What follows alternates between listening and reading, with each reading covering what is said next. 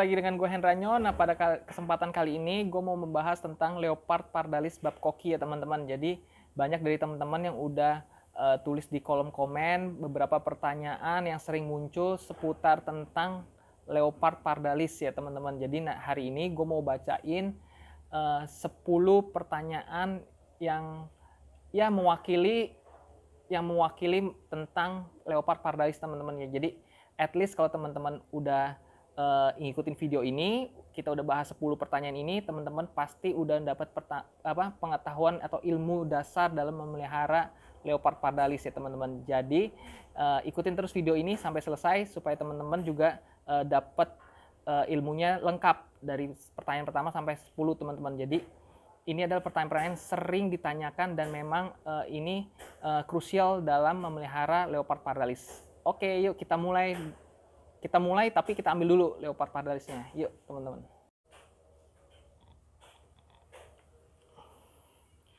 Nah ini ya teman-teman ya, Leopard pardalis gua nih, si Pardo nih teman-teman nih, si Pardo Leopard pardalis gua nih. Halo Pardo. Nah ini dia nih Leopard pardalis gua ya. Oke, kita mulai pertanyaannya ya teman-teman ya. Jadi aduh. Nah, ini kayak gini teman-teman Leopard pardalis. Jadi teman-teman harus tahu dulu sebelum kita bahas Leopard pardalis, teman-teman harus tahu dulu Leopard pardalis itu kayak gimana. Nah, ini dia ya. Leopard pardalis itu seperti ini. Jadi jangan salah ini dulu ya pengertiannya. Kita taruh di bawah deh.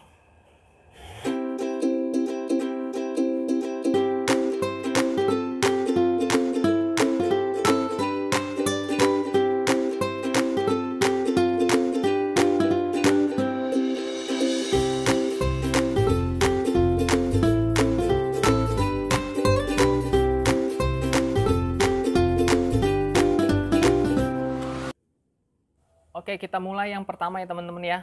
Jadi ada yang nanya nih, susah gak bang piara pardalis? Nah, ini pertanyaan yang paling awal, susah atau enggak piara pardalis?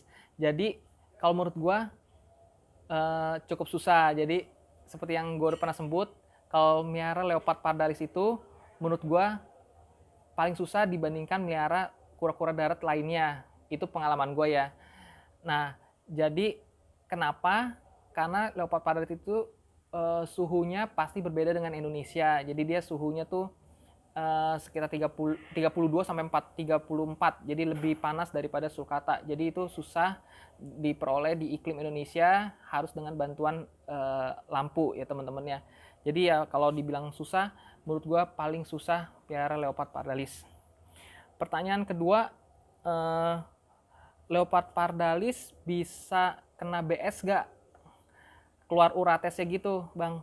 Oke, jadi Leopard pardalis itu setahu gua dan sepengalaman gua melihara si Pardo ini nih. Nah, sepengetahuan gua melihara Pardo, Leopard pardalis itu nggak mengeluarkan urates teman-teman. Jadi sepengetahuan gua, setiap kali gua jemur, setiap kali gua rendam nih si Pardo, nggak pernah keluar uratesnya. Tapi ada beberapa yang bilang juga Leopard pardalis itu bisa keluar uratesnya dan bisa kena BS juga. Nah itu gue juga nggak tahu bener apa enggaknya, tapi sepengetahuan gue sih selama ini gue belum pernah ngeliat dia keluar uratesnya teman-teman. Jadi ya mungkin bisa kena BS juga, jadi kita harus waspada, yang ada salahnya mencegah daripada mengobati teman-teman ya. Oke, pertanyaan ketiga, penyakit yang paling sering muncul di pardalis apa ya kok?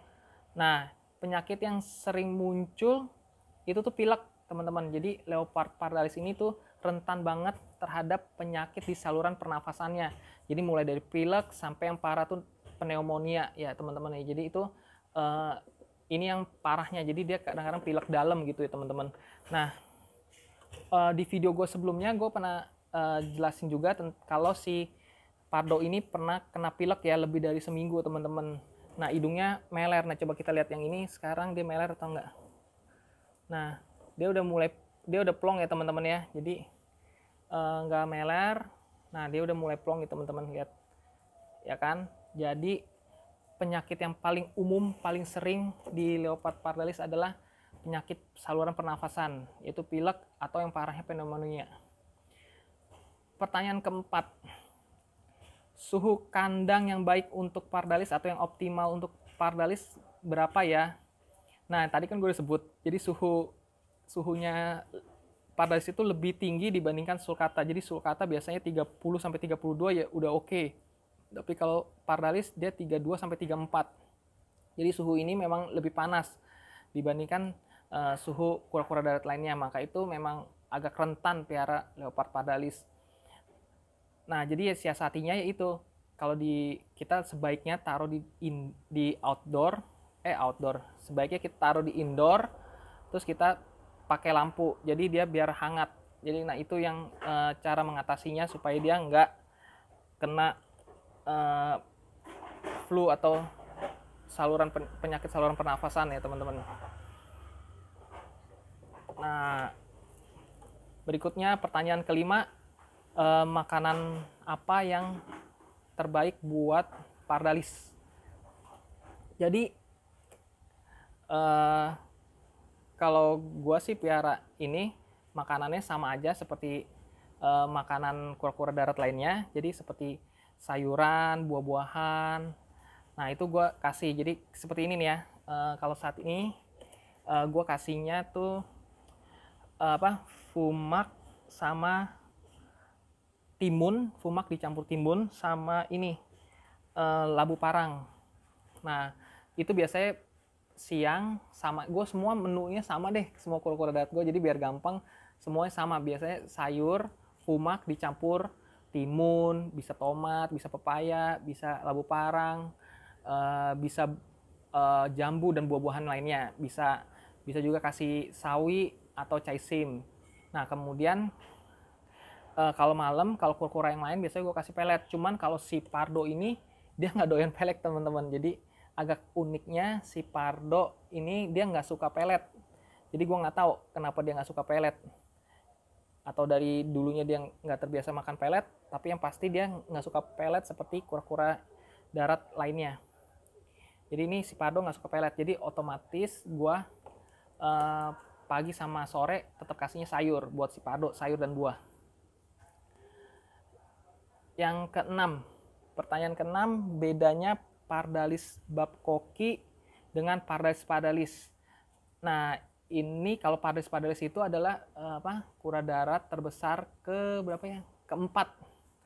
Jadi setelah Galapagos, Aldabra, sulcata, baru pardalis pardalis. Jadi bedanya pertama dari size-nya. Kalau yang leopard pardalis pardalis, dia size-nya lebih besar dibandingkan leopard pardalis babcocky. Keduanya, ciri-ciri yang keduanya adalah di lehernya nih teman-teman nih. Mana ya coba, pardo keluar dong lehernya. Nah, nih, nggak kelihatan ya. Jadi di lehernya ini, biasanya kalau yang pardalis, dia biasanya totol-totol hitamnya banyak. Di leher, terus di dalam tubuhnya tuh, kayak di kulit dalamnya, itu banyak totol-totol hitamnya. Nah, tuh yang digerak-gerak itu tuh, banyak totol-totol hitamnya. Nah ini nih ya teman-teman lihat, kalau pardalis dia totol-totol hitamnya banyak banget dari leher sampai ke kepala. Kalau yang babcocky relatif lebih putih, lebih clear lah, nggak banyak totol-totolnya gitu. Terus dari motifnya nanti kalau besarnya motifnya juga beda, jadi dari karapasnya ini kelihatan beda, pas besarnya juga kelihatan beda. Oke. Selanjutnya pertanyaan keberapa tadi? Tadi udah sampai berapa ya? Pertanyaan selanjutnya, emang bener pardalis bisa sudden death? Nah kalau dibilang sudden death atau mati tiba-tiba, gue sih kurang setuju ya teman-teman. Jadi nggak mungkin kalau kura-kura itu nggak ada penyakit tiba-tiba dia mati. Kalau menurut gue tuh nggak mungkin. Jadi pasti ada penyakit yang kita tidak tahu atau kipernya tuh nggak tahu, seperti misalnya mungkin KBS di dalamnya ada batu tapi kita kan nggak tahu nih, mesti di ronsen tiba-tiba dia meninggal, atau misalnya dia pneumonia. Nah ini kan kita nggak tahu juga kan, flu dalamnya, pilek dalam gitu, di luarnya kelihatannya nggak pilek tapi dalamnya tuh dia lembab atau basah, paru-paru basah. Nah itu bisa juga jadi meninggal atau Tapi yang pasti nggak mungkin nggak ada penyakit dia tiba-tiba mati, nggak mungkin teman-teman. Nah, pertanyaan ke-8, Pardalis harga pasarannya berapa ya? Wah, kalau ngomongin harga pasaran, saat ini Pardalis ini lagi naik daun nih teman-teman. Jadi harga Pardalis ini sekarang lagi naik. Jadi kalau yang kayak kemarin pas gue ke pameran itu, kita lihat sendiri ya, ada Pardalis ukurannya ya jauh banget dari si Pardo. Ukurannya paling dia sekitar berapa ya? Paling 3-4 cm teman-teman, 3-4 cm aja udah 1,5 sampai 2 juta, 3-4 cm loh, segini doang nih. Segini. Itu bisa 2 juta teman-teman. Jadi harga Pardalis ini sekarang lagi naik. Jadi bagi teman-teman yang mau pelihara atau investasi ya bisa jadi pertimbangan tersendiri ya, tapi cuman kalau sekarang lagi naik, jadi gitu. Jadi kalau harganya sekitar segitu pas di pameran kemarin. Kalau si Pardo sendiri ini kan dia udah berapa senti ya, gue dulu belum ukur lagi. Jadi si Pardo ini kalau nggak salah si Pardo ini tuh 11 atau 12 cm lah, 12 cm lah, maksimumnya 12 cm. Nah 12 cm ini harganya ya nggak tahu juga berapa, gue belum nggak ada niat jual sih, jadi nggak tahu harganya berapa. Mungkin teman-teman sekitar 12 cm ini tuh harganya di 4 atau 5 juta lah ya, 4 atau 5 juta gitu deh teman-teman. Tapi yang dahsyatnya kalau si Suli nih nabrak-nabrak, yang dahsyat kalau leopard pardalis teman-teman high white atau putihnya banyak nih, kayak gini nih corak motif ininya nih kan, ini kan kayak gini kan, ada apa tuh corak-corak gininya kan. Kalau dia high white putih semua gitu ya, nah itu harganya tuh udah bisa 10 kali lipatnya teman-teman. Jadi kalau dari normal kayak gini ya mungkin si Pardo harganya sekitar 4-5 juta, tapi kalau misalnya yang high white ukuran Pardo mungkin ya bisa 40-50 juta kali teman-teman ya, gue nggak tahu. Tapi yang pasti kalau high white harganya jauh lebih tinggi, bisa 10 kali lipat. Pertanyaan selanjutnya ke-9, cara apa nih ya? Cara keluarin putihnya Pardalis, atau misalnya cara keluarin high white di Pardalis. Cara keluarinnya terus terang gue juga nggak tahu ya teman-teman ya. Kalau gue tahu si Pardo ini udah putih banget. Cara ngeluarin banyak, ada yang bilang nih apa, gimana cara biar banyak panunya di leopard Pardalis. Nah itu gue juga nggak tahu caranya gimana. Kalau teman-teman ada yang tahu, ada yang lebih pengalaman dari gue, silakan aja tulis di kolom komentar di bawah ini, biar kita sama-sama sharing dan saling tukar pikiran, berbagi pengetahuan nih teman-teman ya seputar leopard Pardalis. Jadi cara biar leopard Pardalis banyak keluar panunya atau putihnya atau high white, gue nggak tahu gimana caranya. Tapi ya logikanya sih nggak bisa kita keluarin gitu aja teman-teman. Logikanya sih pasti karena dari genetiknya pertama, terus mungkin ya itu pertama sih dari genetik, kedua mungkin dari lingkungannya ya, kita nggak tahu juga. Tapi kalau teman-teman ada yang tahu silahkan tulis di komen di bawah ini. Yang terakhir, pertanyaan terakhir, ciri-ciri Pardalis sehat. Nah ini yang paling penting sebenarnya teman-teman. Jadi mau dia high white atau dia normal biasa, yang pasti kura-kura tuh harus sehat. Jadi itulah kebanggaan atau kesenangan tersendiri bagi si pemelihara atau bagi kita nih, kayak saya, bagi gua sendiri happy kalau kura-kura sehat. Kalau kura-kura sakit, kitanya juga bisa sakit, pusing. Nah yang paling penting adalah kura-kura sehat. Nah gimana ciri-ciri Pardalis sehat? Sama seperti umumnya kura-kura darat lainnya, kalau sehat adalah pertama dari kita lihat dari hidungnya ya. Hidungnya pasti harus plong, itu berarti dia nggak pilek. Terus matanya harus belok kayak gini, matanya harus belok, harus cerah ya, nggak sayu. Terus kemudian gue sih yang utama bobotnya nih, bobot ininya nih kura-kura harus ada bobotnya, jadi nggak kopong. Kalau teman-teman gini-giniin ya kura-kura teman-teman nih, kalau ada bobotnya atau ada beratnya, itu berarti kura-kura sehat karena dia merakus makan. Tapi kalau kopong itu bahaya, berarti dia nggak makan tuh selama ini. Nah terus kemudian dari kuku-kukunya ya standar lah ya, kuku depan 5, kuku belakang 4, itu standar. Terus sama dia harus rutin, pupnya harus rutin, kalau bisa setiap hari sekali. Tapi kalau yang 2 hari sekali ya oke lah ya, maksudnya kita nggak bisa paksa, tapi kalau bisa rutin setiap hari pup. Nah itu kura-kura sehat. Jadi itu ciri-ciri kura-kura sehat ya teman-teman. Jadi kesimpulannya adalah kita lebih happy kalau kura-kura sehat dibandingkan kura-kura yang cantik-cantik atau bagus-bagus banget, karena itulah kesenangan kita dalam memelihara kura-kura.